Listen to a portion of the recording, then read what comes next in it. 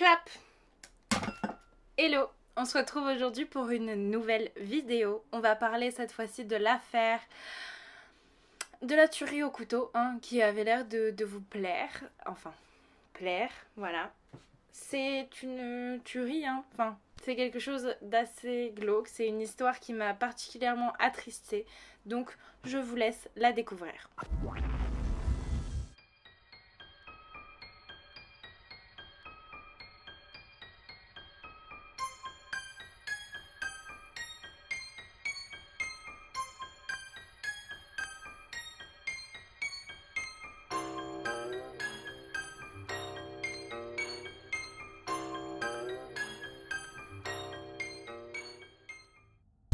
On va parler donc de l'affaire de Victoria Mendoza. Peut-être que vous en avez entendu parler. C'est l'affaire d'un couple de deux jeunes femmes qui se sont rencontrées. Je vais vous expliquer leurs histoires. Et honnêtement, ça m'a vraiment fait de la peine, comme je vous l'ai dit. C'est quelque chose qui est assez triste et vous allez la découvrir. Toni Marie Baird, excusez-moi pour la prononciation, je n'ai pas un anglais très bien. Voilà, c'est une jeune femme aimée, aimante, gentille, qui est très populaire, enfin populaire en tout cas, qui a beaucoup d'amis, qui s'entend bien avec tout le monde. C'est un peu la chef de bande. Voilà, elle réunit ses amis, elle en a plein, elle en a plusieurs, elle sort pas mal. Elle est ambitieuse comme personne et elle souhaiterait devenir chanteuse. Elle publie énormément sur les réseaux sociaux et affiche un visage d'ange à chaque fois. Je vous mettrai quelques photos. En juin 2010, Toni a 17 ans. Elle est dans la voiture avec plusieurs de ses amis. Alors je sais pas si elle conduit ou pas, ça dépendait des sources que j'ai trouvées. En tout cas, elle est dans la voiture avec ses amis et ils fument de l'herbe. Là, la police va les faire s'arrêter et en fait, ils vont découvrir qu'effectivement, ils ont de l'herbe dans leur voiture et également un bang. N'étant pas autorisés, en fait, ils vont chercher à savoir c'est à qui et Toni va dire que c'est elle. Vu qu'elle n'est pas majeure, elle prendrait moins que ses amis puisque eux sont majeurs. Sa condamnation, ça va être d'aller dans un centre pour délinquants mineurs pendant 90 jours. 90 jours, c'est long. C'est très long. Surtout quand vous êtes une jeune fille qui n'a jamais commis rien d'autre que ça auparavant. Elle va se retrouver avec des délinquants, enfin des personnes qui ont commis du trafic, qui consomment de l'héroïne, au centre donc de Salt Lake City où elle habite. Elle avait peur. Elle s'est retrouvée vraiment un peu abandonnée dans ce centre. Elle va tenter de s'acclimater à tout ça, ses parents s'inquiètent beaucoup pour elle, et c'est là qu'elle va faire la rencontre de Victoria. Victoria Mendoza, ça va être sa seule un peu amie dans ce centre. C'est elle avec laquelle elle va sympathiser et ils vont se découvrir plusieurs points communs, notamment au niveau de la musique. Les deux aimaient la musique, elle a vraiment l'impression de trouver la personne qui est là pour elle. Victoria va également protéger Toni et ils vont se lier d'amitié. Un mois après leur rencontre, Victoria va apprendre que sa mère a un cancer du sein. Elle va vraiment être attristée par cette nouvelle et bouleversée. Là, Toni va faire son rôle d'amie vraiment et elle va l'épauler, va l'aider à tenir le coup. Lors de ses visites au centre, Toni va également présenter Victoria à sa mère, non pas comme son amie, mais comme sa petite amie. Elle va donc lui avouer également à ce moment-là qu'elle est gay, parce qu'elle sortait avant avec des garçons. Ensuite, Toni va sortir en août 2010. Elle va sortir du centre, c'est une de ses amies qui va la récupérer. Elle va voir une jeune femme épanouie, qui est amoureuse, qui croque la vie, qui est très contente en fait finalement d'avoir rencontré Victoria et toutes les deux s'aiment énormément. Victoria, elle, va sortir en septembre et Toni va venir la récupérer. Les deux sont très heureuses de se retrouver. La famille de Toni va l'accueillir à bras ouverts, Victoria. Ils vont vraiment lui ouvrir les portes de sa maison. Ils vont loger là-bas quelques temps, se retrouver toutes les deux. Vraiment commencer leur complicité qui ne fait que s'agrandir. Toni va également présenter ses amis à Victoria, son groupe d'amis, ils vont l'accueillir elle aussi.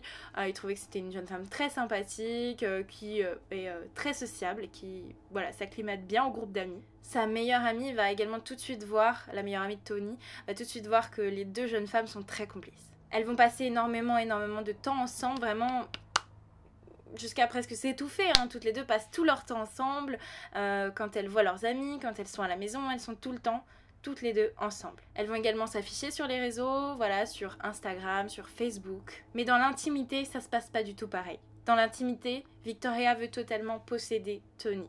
Elle est extrêmement jalouse et a peur que sa petite amie retourne vers les garçons parce qu'avant elle était avec des hommes et non des femmes.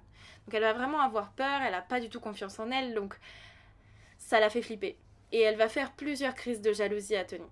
Mais au début ça va pas du tout l'alarmer plus que ça, parce qu'en fait elle est jalouse, ça peut arriver d'être jaloux. Sauf que là ça en devient nocif, toxique quand même au bout d'un moment. Une fois un peu de temps passé dans la famille de Tony, c'est Victoria qui va l'emmener chez sa mère, donc sa mère qui est malade. Elle va lui montrer sa mère, lui montrer où elle habite aussi. Elle vit dans un petit studio, ils sont assez pauvres et ils vivent dans un endroit qui est pas top quand même. Donc chez sa mère à Ogden, ils vont prendre soin de sa mère, ils vont partager toutes les deux quelques moments. Et Victoria va également présenter ses amis à Tony. Amis qui sont totalement différents, qui sont très un peu en dehors de la société, qui font beaucoup la fête.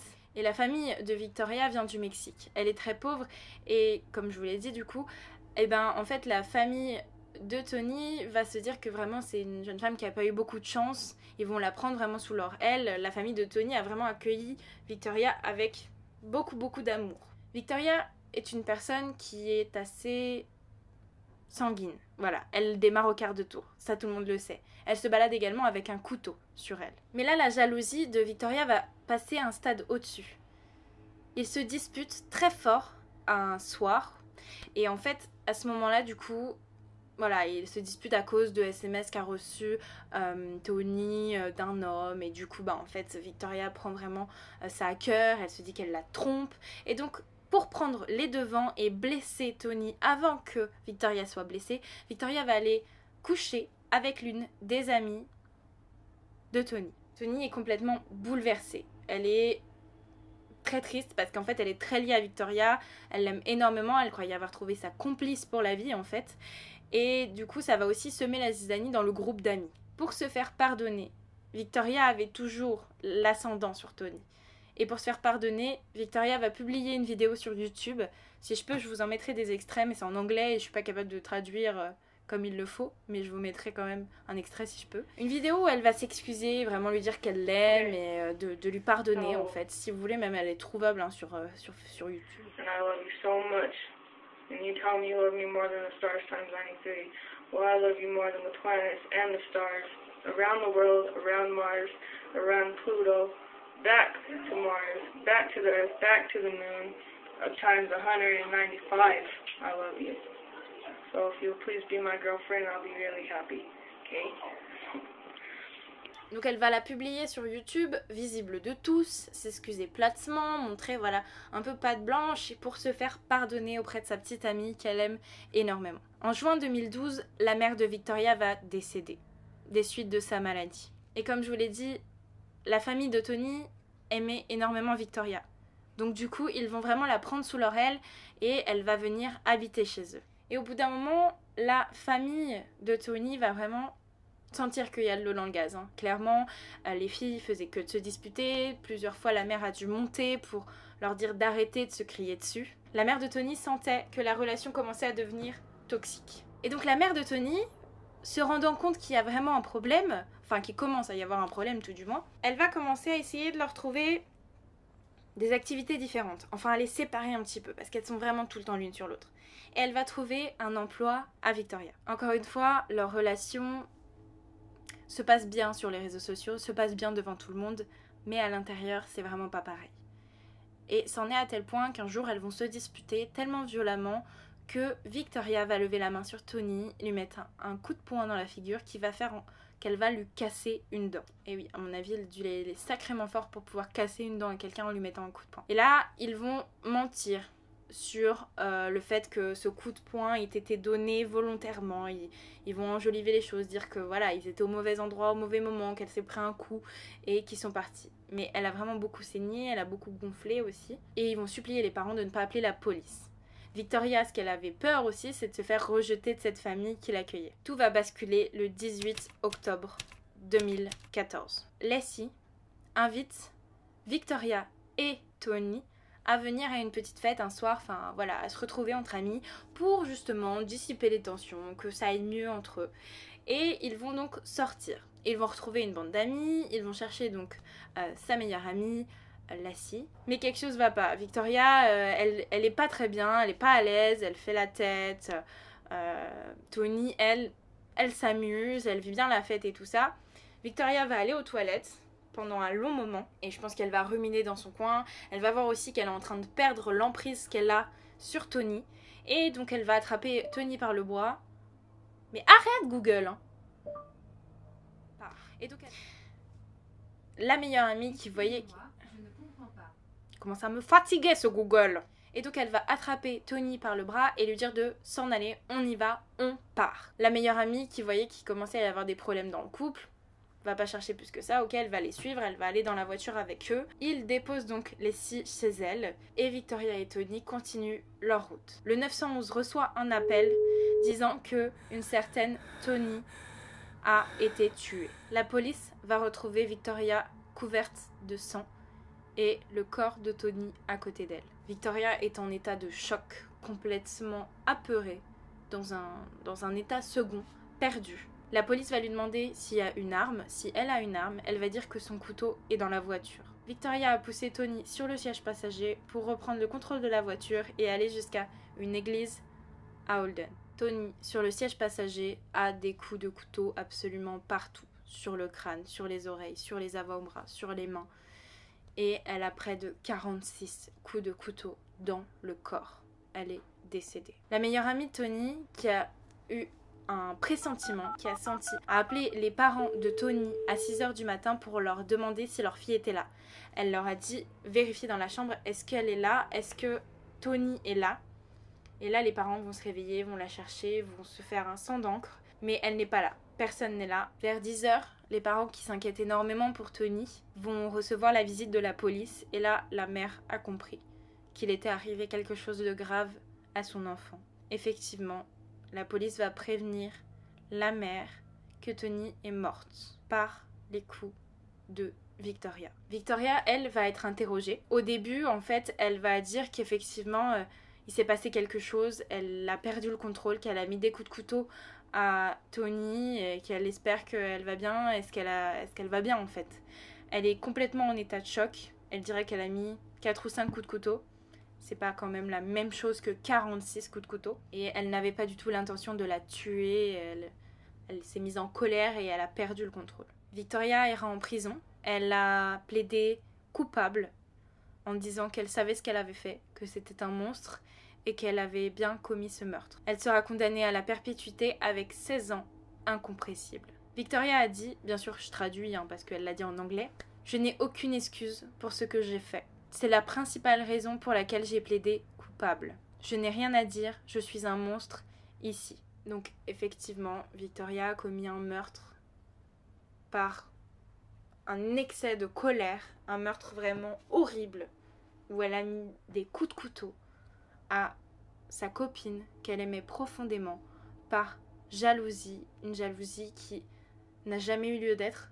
Parce que malgré tout, en fait, Tony ne voulait pas oublier sa vie, elle ne voulait pas oublier ses amis. Et c'est ça, en fait, qui a mis la discorde entre eux. C'est que Victoria voulait l'exclusivité de Tony et Tony voulait continuer à être ce qu'elle était, à être une personne sociable, une personne aimante, une personne ouverte. Ça a semé une colère en Victoria qui a fait qu'elle ait commis l'irréparable. Je ne justifie absolument pas ce qu'elle a fait. Je trouve ça abominable. Je dis juste les faits. La famille voyait qu'il y avait un problème et ils le disent. Ils savaient qu'il y avait un problème mais ils ne pensaient pas que Victoria en était à tuer leur fille, commettre un acte aussi violent. Et ça, c'est fou aussi. Et dans l'entourage aussi, en fait. Elles affichaient un couple tellement parfait, tellement idéal, de jeunes filles jolies qui profitaient de la vie ensemble, en couple, qui s'aimaient, qui partageaient des choses et qui a viré au carnage. Vous en avez peut-être entendu parler parce que ça a fait du bruit sur TikTok, ça a fait du bruit sur les réseaux sociaux. Et c'est aussi la dangerosité des réseaux sociaux de vouloir toujours afficher un visage parfait alors que la réalité n'est pas comme ça. Donc, faites attention aussi à vous, faites attention aux réseaux sociaux. C'est quelque chose à consommer avec modération, clairement. Je ne sais pas si elle a un problème psychologique, sûrement d'ailleurs. Est-ce qu'elle sortira un jour de prison? Je ne sais pas. Elle n'a pas de justification pour son meurtre, ça c'est certain. C'était une personne qui aurait dû être suivie, sûrement. Elle n'en était pas à son premier méfait quand ils se sont rencontrés dans le centre pour mineurs. Voilà, elle a eu cette fréquentation, c'était la seule mauvaise fréquentation de Tony. La famille de Tony est complètement bouleversée.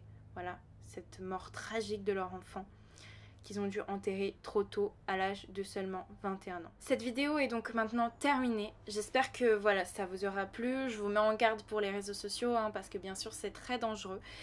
C'est une vidéo qui n'existait pas en français aussi. C'est une vidéo qui m'a été proposée par Creepyliz avec laquelle je parle beaucoup et on prépare quelques petites choses. Donc je vous invite grandement à aller voir sa chaîne, hein, la chaîne de Creepyliz. Je vous la mettrai en barre d'infos, je vous la mettrai peut-être ici, voilà. Donc n'hésitez pas à aller voir ce qu'elle fait. Elle fait du contenu qui est très très cool, voilà. En ce qui concerne les suggestions en fin de vidéo, elles seront maintenant affichées. C'est plus moi qui vous les dirai, tout simplement parce que c'est plus simple pour moi au montage. J'espère que vous comprendrez. Je vous invite hein, toujours à voter dans les commentaires pour la suggestion, pour la vidéo que vous souhaitez voir la semaine d'après. Et on se dit du coup à très vite. Prenez soin de vous. Faites attention. À la semaine prochaine. Ciao!